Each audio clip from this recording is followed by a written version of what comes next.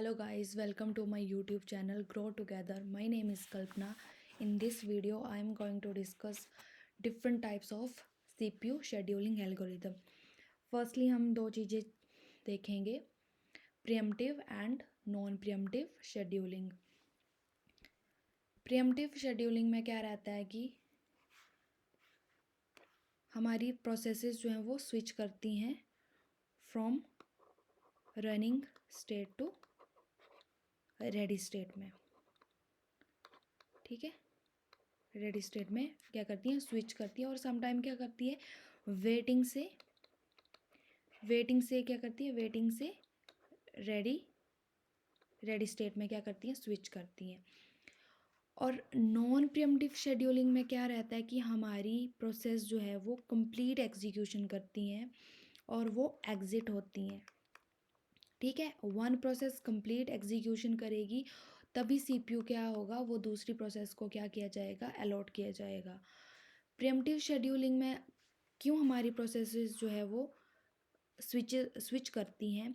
For example एक process हमारी execute हो रही है, ठीक है, एग्जीक्यूट हो रही है, तो क्या हुआ, उसको किसी रिसोर्सेज की रिक्वायरमेंट है, तो वो वेटिंग क्यू में क्या करेगी, वो वेट करेगी। जैसे ही उसको रिसोर्स उसको वो मिल जाएगा, अलॉट हो जाएगा, अगर उसके बाद भी हमारा क्या रहेगा, बर्स्ट टाइम रिमेनिंग है प्रोसेस का, तो वो क्या होगा, रेडी क्यू में क्या होती है, रेडी क्यू में वेट करेगी, किसके लिए, सीपीयू के लिए, ताकि वो अपनी नेक्स्ट की जो एग्जीक्यूशन है रिमेनिंग वो एग्जीक्यूट कर सके। बट नॉन प्रिएम्प्टिव में एक आपकी प्रोसेस जो है वो कंप्लीट एग्जीक्यूशन करती है, उसके बाद ही आपको सीपीयू जो है वो दूसरी प्रोसेस को अलॉट किया जाता है। अब हमारी जो एडवांटेज क्या है प्रिएम्प्टिव में, प्रिएम्प्टिव में हमारी जो एडवांटेजेस रहेंगी ये है कि हमारा जो सीपीयू का जो टाइम है, ठीक है, सीपीयू टाइम जो होगा वो सेम अमाउंट में क्या होगा, सेम अमाउंट में अलॉट किया जाएगा, ठीक है। और हमारा उसमें क्या रहेगा, नॉन प्रिएम्प्टिव में क्या रहेगा, नॉन प्रिएम्प्टिव में हमारी जो प्रोसेस है उसमें उसको क्या करना, उसका एडवांटेज क्या हो रहेगी कि जो एक प्रोसेस को स्विच करने का जो ओवरहेड रहती है, ठीक है, ओवरहेड क्या रहेगी कि उसको बार बार क्या करना पड़ता है, क्यू को मेंटेन करना पड़ता है जब हमारी प्रोसेस स्विच होती है। बट नॉन प्रिएम्प्टिव में ऐसा नहीं होगा, क्योंकि वो वहाँ पे प्रोसेस जो है वो स्विच नहीं करेगी रनिंग से रेडी में। तो उस केस में हमारा जो एक एडवांटेज है नॉन प्रिएम्प्टिव का, जो स्विच ओवरहेड है वो प्रॉब्लम क्रिएट नहीं करेगा, ठीक है। अब हमारी आती है एडवांटेजेस की बारी कि नॉन प्रिएम्प्टिव में और नॉन प्रिएम्प्टिव में डिसएडवांटेजेस क्या रहेंगी। दोनों में ही क्या रहता है, स्टारवेशन की प्रॉब्लम रहती है। अब व्हाट इज़ स्टारवेशन, स्टारवेशन क्या होता है कि हमारी प्रोसेसेस रहती हैं किसमें, रेडी क्यू में, ठीक है, रेडी में रहेंगी। जैसे ये P1 P2 और P3 और P4 प्रोसेस है, हमारा प्रिएम्प्टिव में क्या होती है, स्विच करती हैं प्रोसेसेस। और ये रहा हमारा सीपीयू। अब मान लो कि P1 एग्जीक्यूट कर रही है, ठीक है, और इसकी प्रायोरिटी है हाई, फॉर एग्जांपल इसकी प्रायोरिटी हाई है, और जैसे ये प्रोसेस एग्जीक्यूशन के लिए सीपीयू के पास जाएगी, ये अपनी एग्जीक्यूशन करेगी, फिर हायर प्रायोरिटी की प्रोसेस, फॉर एग्जांपल जैसे मान लो P2 की हायर प्रायोरिटी है, तो क्या होगा, प्रोसेस स्विच कर जाएगी, तो सीपीयू किसको अलॉट किया जाएगा, प्रोसेस P2 को किया जाएगा, ठीक है। मान लो कि P2 एग्जीक्यूट हो रहा है, हमारे पास P4 की हायर प्रायोरिटी है, तो P4 एग्जीक्यूट होने को आ जाएगा सीपीयू के पास। तो P3 की क्या हो रही है, यहाँ पे एजिंग हो रही है, मतलब वो वेट ही करी जा रही है काफ़ी टाइम से। तो इस केस में हम क्या बोलते हैं, ये स्टारवेशन की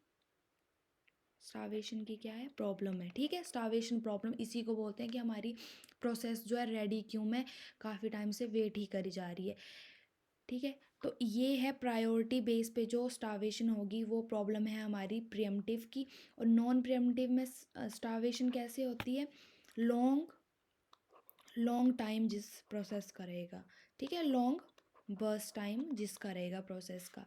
मान लो कि P1 P2 जो भी हमारी प्रोसेसेस हैं, ठीक है, तो वो अगर P1 का टाइम एग्जीक्यूशन के लिए लॉन्ग है, लॉन्ग बर्स्ट टाइम है, ठीक है, लॉन्ग बर्स्ट टाइम है, तो P2 P3 P4 क्या करेंगी, वो वेट ही करती रहेंगी। अगर उनका टाइम अगर शॉर्ट है तो एग्जीक्यूशन टाइम अगर उनका कम है, बट हमारा इसमें क्या रहता है, इसमें एक प्रोसेस एक टाइम पे कंप्लीट एग्जीक्यूशन करती है।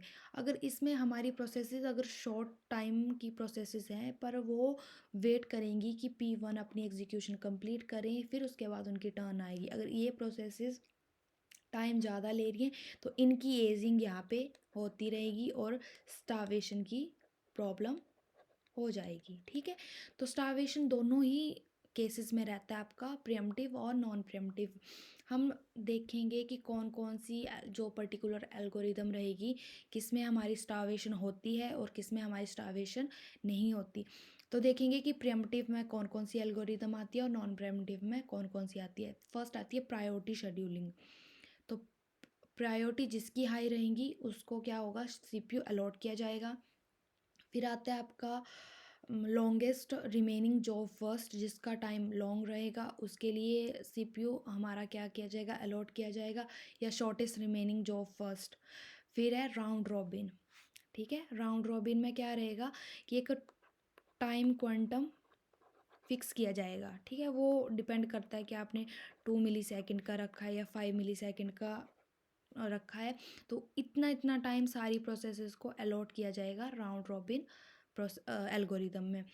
नॉन प्रिएम्प्टिव में आती है आपकी shortest job first, longest job first, first come first serve, ठीक है। ये सारी की सारी जितनी भी प्रोसेसेस है, ठीक है, ये इसमें आएंगी, ठीक है। नेक्स्ट की क्लासेस में हम देखेंगे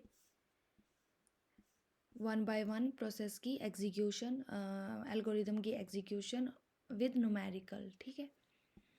thank you for this video. Next video में हम मिलते हैं, ठीक है।